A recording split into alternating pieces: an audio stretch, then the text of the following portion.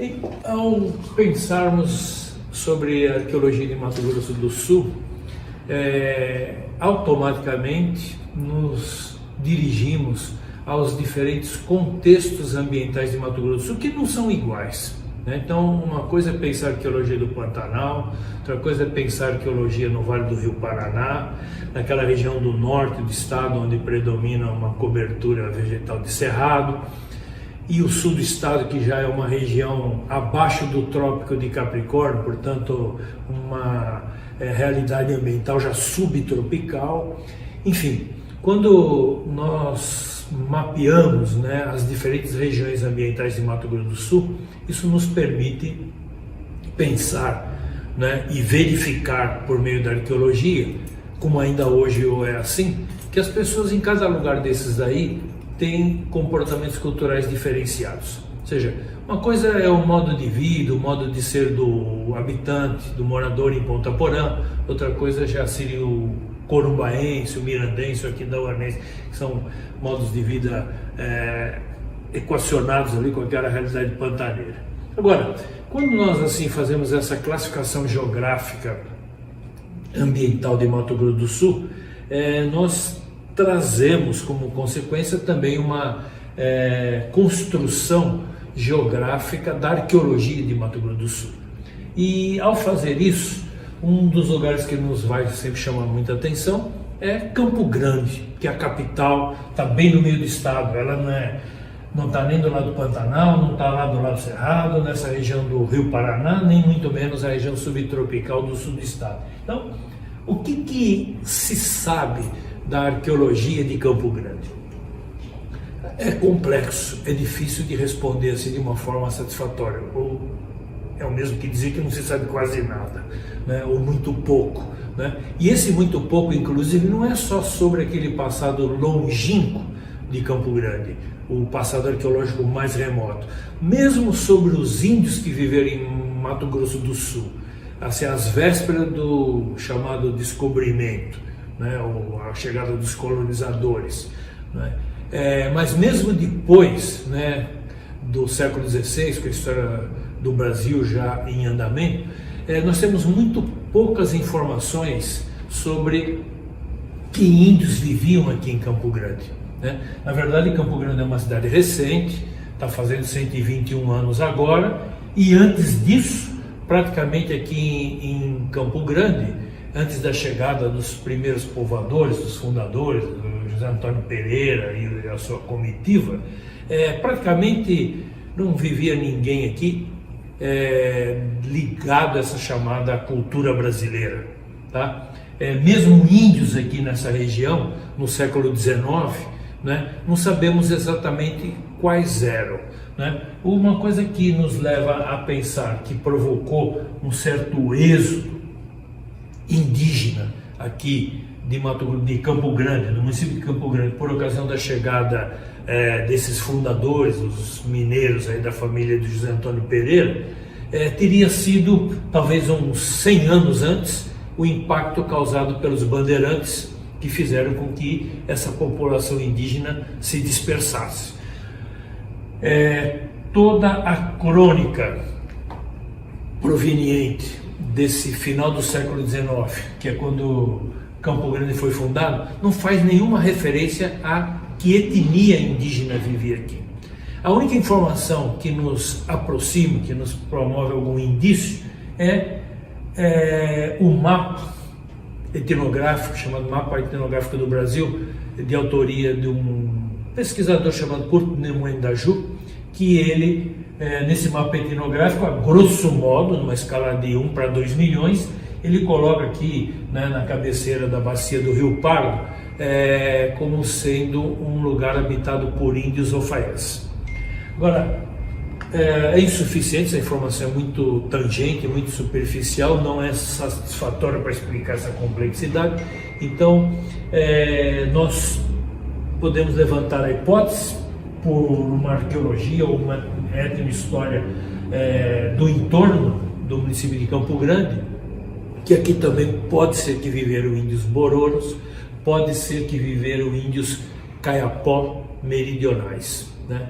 Eu acho que é bem provável que assim foi, né? De qualquer forma, em Campo Grande, no município de Campo Grande, os índios que aqui viveram antes da fundação da cidade, antes da ocupação desse espaço pela expansão da fronteira agropastoril brasileira, muito provavelmente eram índios vinculados ao tronco linguístico Macro-G. E daí para o sul do estado, como sabemos, Guarani. Guarani também era assim no período colonial aqui na região do Pantanal. E essa região leste do Bolsão, ao leste de Campo Grande, também deveriam ser índios Macro-G. O Faes, principalmente, e não sei, talvez outros que Caiapós também, né? E algum outro que a gente não sabe ainda, né? E que é um desafio para a arqueologia. Mas falando especificamente sobre a arqueologia, ou seja, antes, período pré-colonial,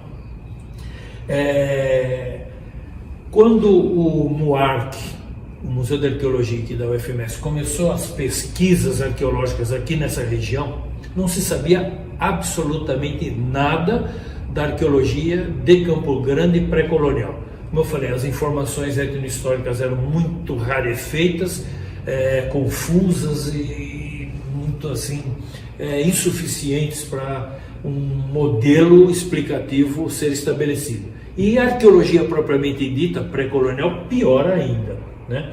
Então, as pesquisas aqui desenvolvidas pelo MUARC começaram da estaca zero em Campo Grande. Qual foi o marco, o passo inicial dessa arqueologia? Bom, podemos dizer o seguinte: por ocasião da construção do gasoduto, que passa aqui ao sul, né, de Campo Grande, foi encontrado o primeiro sítio arqueológico de Campo Grande, isso na década de 90, né, que era o chamado sítio Campo Grande 1. Tá? Esse foi o primeiro sítio. Quais são as características desse sítio? É um sítio que apresenta apenas evidências de atividade de uma indústria lítica, ou seja, pedra lascada, o que significa uma cultura anterior, pré-indígena. Então, veja, depois de descoberto aqui o Campo Grande 1, como eu falei, um sítio de caçadores-coletores pré-indígenas, já que só havia vestígios de uma indústria lítica lascada sobre o arenito silicificado, ainda nos trabalhos do gasoduto, aqui onde o gasoduto intercepta a BR-163, que seria hoje na altura do posto Locatelli, ali entre Anhanduí e Campo Grande, foi encontrado um outro sítio arqueológico, que é esse 3/1, né, onde aqui, além também de vestígios de pedra lascada sobre o arenito, foram encontrados também alguns fragmentos de cerâmica. Tá? Só que essa cerâmica encontrada aqui no 3/1 não é uma cerâmica que nos permite, ela tem uma decoração, é uma decoração ungulada e alguns fragmentos de cerâmica lisa, mas não nos permitiu enquadrar esse vestígio em nenhuma das tradições arqueológicas conhecidas, tradições arqueológicas da cerâmica, né, conhecidas pela arqueologia brasileira, que é uma questão que ainda está em aberto. Um outro avanço, né, em relação à arqueologia de Mato Grosso do Sul foi oportunístico, né, melhor dizendo, da arqueologia de Campo Grande foi oportunístico. Uma vez retornando de São Paulo, pela BR-262, eu vi uma movimentação aqui no início da 262, logo depois que saí de Campo Grande, caminhões, né, basculantes saindo de uma área, de uma fazenda. E eu perguntei, nossa, por que tanto caminhão saindo daí? De onde que estão vindo? Aí parei para ver o que estava acontecendo. Era uma caixa de empréstimos que serviu para fazer a pavimentação básica dessa duplicação da saída ali de Campo Grande, né, na altura ali do bairro Cidade Jardim, Maria Aparecida, Pedro C, aquela pista duplicada que tem ali antes do anel viário.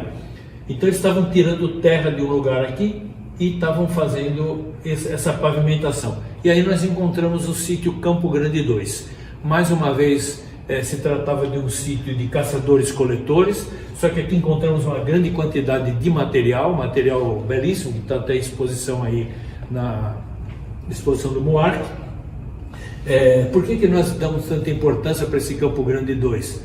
né, é que aqui também foram encontradas algumas peças, alguns artefatos líticos chamados lesma, né?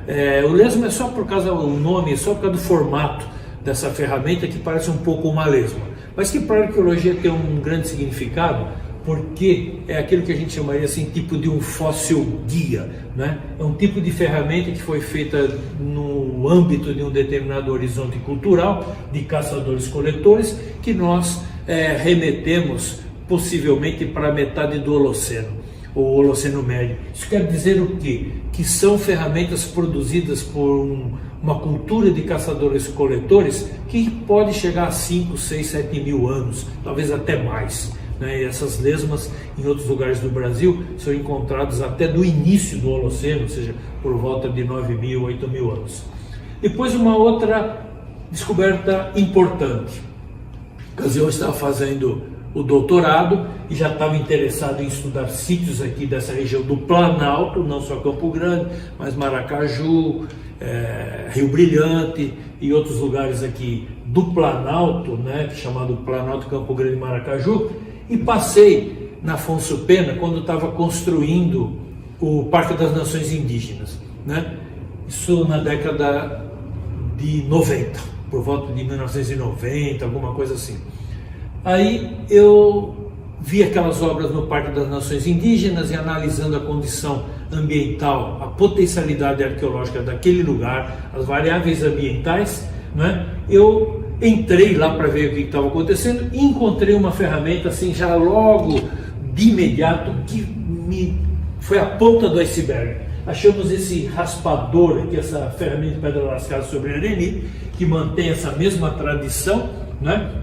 E verificou-se então que aí havia um grande potencial arqueológico. Daí para frente fizemos assim uma varredura, um levantamento de superfície, como a gente diz em arqueologia, mais algumas sondagens, né? Aqui fica bem do lado, essa trincheira que nós abrimos lá no Parque das Nações Indígenas, fica bem do lado do marco e a concha acústica, ou ali em frente o hospital da Unineg, né?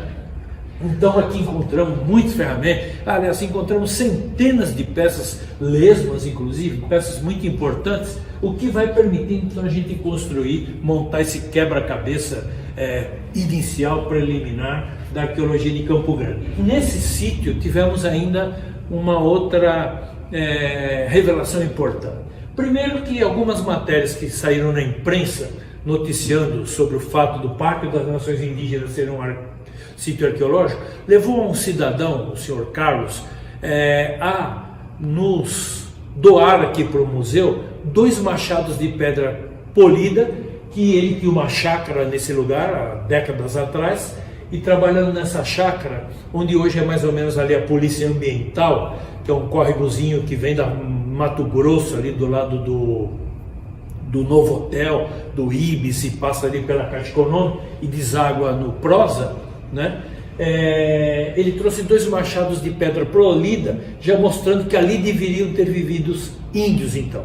Depois, além dos caçadores-coletores, depois nós encontramos ainda como tecnologia do polimento da pedra uns 2 ou 3 fragmentos de pilão, né, de pedra, e nessa escavação aqui, bem perto da cerca, bem aqui quase na calçada da Antônio Maria Coelho, né, encontramos vários fragmentos de cerâmica que inclusive permitiram a reconstituição dessa borda e dessa parede, que então vem mostrar, né, uma ocupação ceramista, uma continuidade de ocupação desse lugar. Então veja, vem desde o Médio Holoceno, passa pelos ceramistas e depois Campo Grande. Então veja como esse lugar aqui é importante assim, do ponto de vista ambiental para a fixação. Claro, há córregos à vontade, vegetação, matéria-prima para a indústria lítica, que são os blocos de arenito silicificado, você tem argila. Então tudo isso foi muito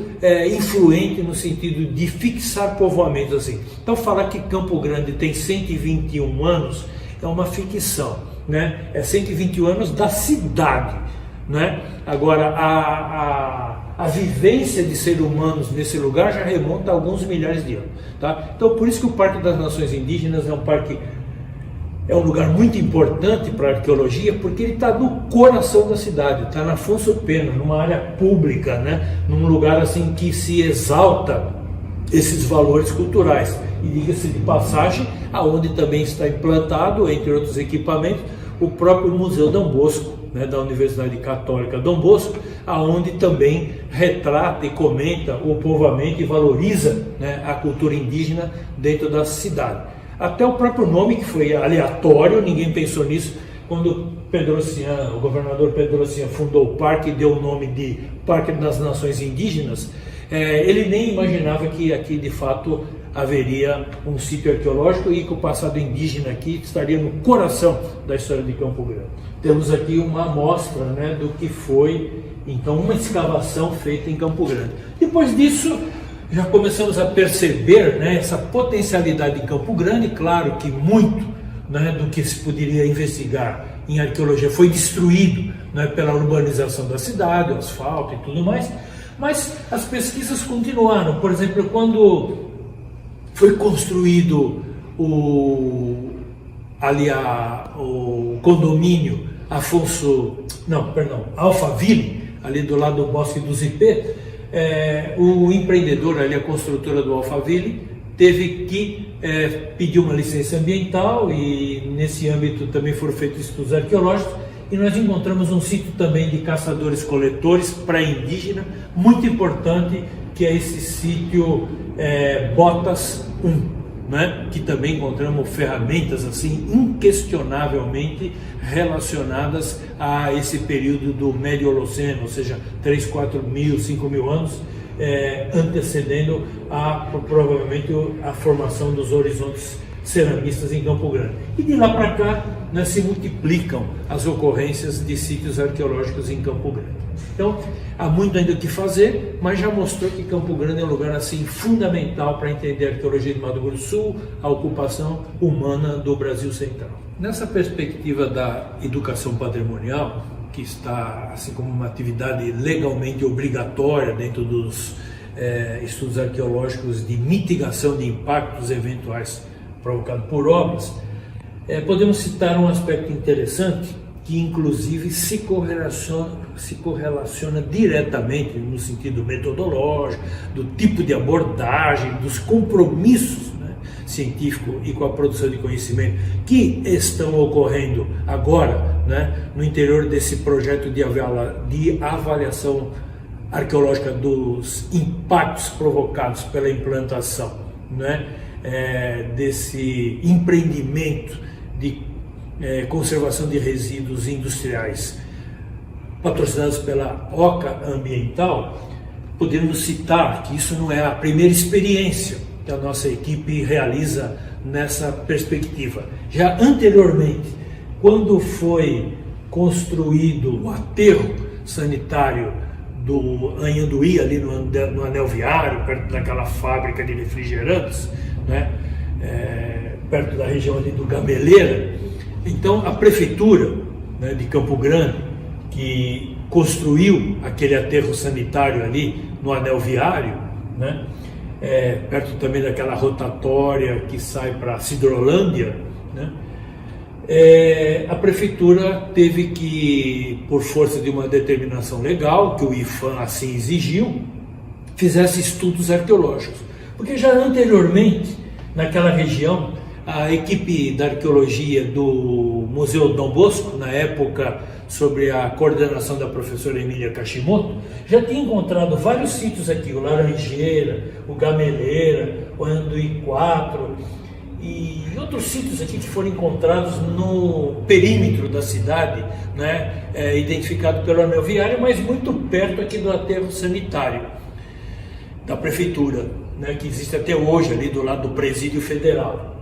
Então, os trabalhos da professora Emília já tinham mostrado que essa região tinha uma importância arqueológica muito grande. Até depois, quando se fez algumas obras de prevendo, né, a ampliação do aeroporto de Campo Grande, né, foram descobertos outros sítios aqui nessa região do Anel Viário, e nesses levantamentos se focou, né, a pesquisa arqueológica no âmbito desse trabalho de licenciamento ambiental na área do aterro. que é o que causaria mais impacto naquele momento. Então a prefeitura subsidiou, né, as condições para esse estudo, e a equipe de arqueologia da UFMS encontrou esse sítio aí em Anduí, né? Esse sítio também apresentou vestígios arqueológicos que eram totalmente coerentes, né, com essa realidade arqueológica mais larga aqui de Campo Grande, se referindo a esses caçadores-coletores que viveram aqui antes dos índios, e passou a ser também um eixo, né, de arqueologia muito importante, porque aqui nós temos várias nascentes, né, toda uma microbacia. Vocês podem ver assim a concentração de sítios nessa área. Houve uma grande ocupação de caçadores-coletores por milênios aqui na cabeceira dessa microbacia, que depois se dirige para o rio Anhanduí, depois para o rio Pardo e depois para o rio Paraná. Então, essa concentração de sítios aqui no limite, no divisor de águas da bacia do Paraná com a bacia do rio Paraguai, é muito importante para entender esses fluxos humanos pré-históricos que houveram da bacia do Paraná para o Planalto, ou do Planalto para lá, ou até passando por tudo isso e indo para o Pantanal. Cada novo sítio que vai sendo descoberto, né, nós temos essa ampliação do conhecimento. E nesse sentido é que eu me refiro novamente ao Campo Grande 1, porque hoje o lugar, né, que está sendo objeto de licenciamento, né, com o patrocínio da Oca Ambiental, ele está muito perto aqui do Campo Grande 1, algo em torno de 20 quilômetros, o que vem então a preencher, embora não foi encontrado nenhum vestígio arqueológico, mas sabemos que essa região tem um potencial, e dessa forma esse estudo, né, e que deu resultados negativos, que é muito bom, que significa que o empreendimento não vai destruir nada no sentido da avaliação de impactos, né? A obra aqui não vai destruir nenhum sítio arqueológico, mas foi interessante conhecer. O simples fato de saber que não tem nada nos ajuda a entender melhor quais os lugares aqui nessa cabeceira dessa microbacia que esses caçadores-coletores escolhiam. Então, com isso, nós começamos a criar um senso de padrões de assentamento. Então, ficará mais fácil daqui para frente entender, bem, esse lugar pode ter, esse não, e assim por diante. Então, a arqueologia não se faz somente pela descoberta positiva, ela também se faz com as descobertas negativas. E nesse sentido, esse estudo do licenciamento deste empreendimento da Oca Ambiental vem dar uma grande contribuição para o avanço da arqueologia, não só de Campo Grande, mas do Estado ou do Brasil Central. Em Campo Grande foram localizados 21 sítios arqueológicos e em todos se faz presente uma cultura material confeccionada sobre arenito silicificado. Então são essas rochas de dureza alta e que permitem produzir gumes, cortantes, que servem importante também para raspar, cortar e raspar. Portanto, ferramentas a serem utilizadas nas atividades cotidianas. Esse arenito ocorre na natureza junto ao basalto, uma outra rocha, e em áreas, portanto, com solo latossólicos, né, solos férteis, oriundos da decomposição desse basalto. Então, essa tem sido uma variável ambiental indicadora de sítios em Campo Grande. A presença desse tipo de rocha que caçadores-coletores utilizaram há muito tempo. Na área do empreendimento aterro industrial Oca Ambiental, nós temos um solo arenoso, né, bastante friável, e onde não existem rochas aflorando e nem existem argilas, matérias-primas para essas sociedades do passado. Portanto, conclui-se que a inexistência da matéria-prima pode ter sido um dos fatores para a não permanência de sociedades humanas no passado arqueológico nessa área da Oca Ambiental, tais como se percebe outros sítios aqui representados, oriundos desse passado arqueológico de Campo Grande. Essa peça foi localizada no Córrego Gameleira, um dos afluentes do rio Anhanduí. Lá o solo é bastante argiloso e há afloramentos rochosos na proximidade. Então, os caçadores-coletores do passado pegaram um bloco rochoso e foram lascando, talhando lateralmente para que o gume fosse delineado nessa forma e deixando uma superfície alta para se colocar a mão, né? Então, o ser humano pegava essa peça e a utilizava como um raspador para raspar couro, madeira e outras matérias mais friáveis.